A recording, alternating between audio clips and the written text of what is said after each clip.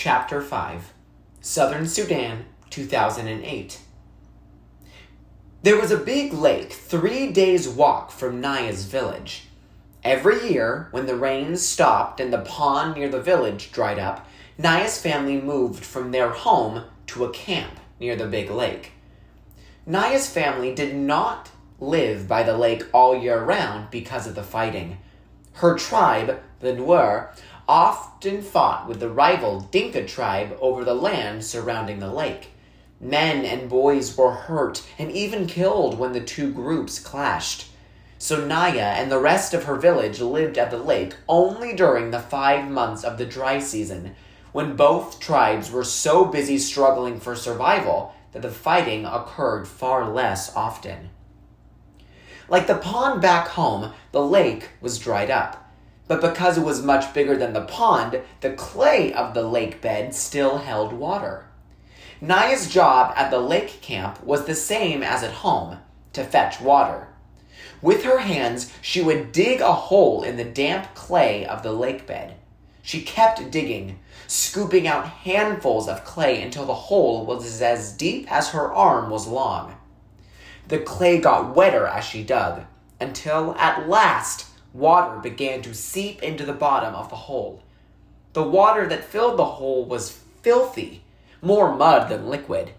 It seeped in so slowly that it took a long time to collect even a few gourds full. Naya would crouch by the hole, waiting for water, here for hours at a time, and every day for 5 long months until the rains came and she and her family could return home. Southern Sudan, 1985. Salva's eye was swollen shut. Bukska's arms were lumpy and raw. A friend of Bukska's had a fat lip. They all looked as though they had been in a terrible fistfight. But their injuries weren't bruises. They were bee stings. A fire had been started under the tree to smoke the bees out of the hive and make them sleepy. But as Bukska and the other Jurchol men were removing the hive from the tree, the bees woke up and were not at all happy to discover that their home was being taken away. They expressed their unhappiness very clearly by buzzing, swarming, and stinging. Stinging a lot. It was worth it, Salva thought as he touched his eye gingerly. His belly was a rounded lump stuffed full of honey and beeswax. Nothing had ever tasted so good as those pieces of honeycomb dripping with rich, luscious gold sweetness. Along with everyone else in the group, he had eaten as much as he could hold, and then a little more. All around him, people were licking their fingers in great satisfaction, except for one Dinka man who had been stung on his tongue.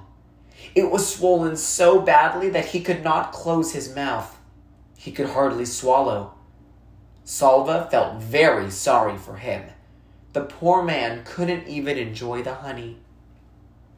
The walking seemed easier now that Salva had something in his belly. He had managed to save one last piece of honeycomb and had wrapped it carefully in a leaf. By the end of the next day, all the honey was gone, but Salva kept the beeswax in his mouth and chewed it for the memory of sweetness. The group got a little bigger with each passing day. More people joined them, people who had been walking alone or in little clusters of 2 or 3. Salva made it a habit to survey the whole group every morning and evening, searching for his family. But they were never among the newcomers. One evening, a few weeks after Salva had joined the group, he made his usual walk around the fireside, scanning every face in the hope of seeing a familiar one. Then, ouch! Salva almost lost his footing as the ground underneath him seemed to move. A boy jumped to his feet and stood in front of him. "Hey, that was my hand you stepped on!" The boy spoke Dinka, but with a different accent, which meant that he was not from the area around Salva's village. Salva took a step back. "Sorry, are you hurt?" The boy opened and closed his hand a few times, then shrugged. "It's all right, but you really should watch where you're going." "Sorry," Salva repeated. After a moment's silence, he turned away and began searching the crowd again. The boy was still looking at him. "Your family?" he asked. Salva shook his head. "Me too," the boy said. He sighed, and Salva heard that sigh all the way to his heart. Their eyes met. "I'm Salva." "I'm Mariel." It was good to make a friend. Mariel was the same age as Salva. They were almost the same height. When they walked side by side, their strides were exactly the same length. And the next morning, they began walking together. "Do you know where we're going?" Salva asked. Mariel tilted his head up and put his head on his brow to shade his eyes from the rising sun. "East," he said wisely. "We are walking into the morning sun." Salva rolled his eyes. "I know we're going east," he said. "Anyone could tell that, but where in the east?" Mariel thought for a moment. "Ethiopia," he said. "East of Sudan is Ethiopia." Salva stopped walking. "Ethiopia? That is another country. We can't walk all the way there." "We are walking east," Mariel said firmly. "Ethiopia is east." "I can't go to another country," Salva thought. "If I do, my family will never find me." Mariel put his arm around Salva's shoulders. He seemed to know what Salva was thinking, for he said, "It doesn't matter. Don't you know that if we keep walking east, we'll go all the way around the world and come right back here to Sudan? That's when we'll find our families." Salva had to laugh. They were both laughing as they started walking again, arm in arm, their strides matching perfectly. More than a month had passed since Salva had run from his school into the bush.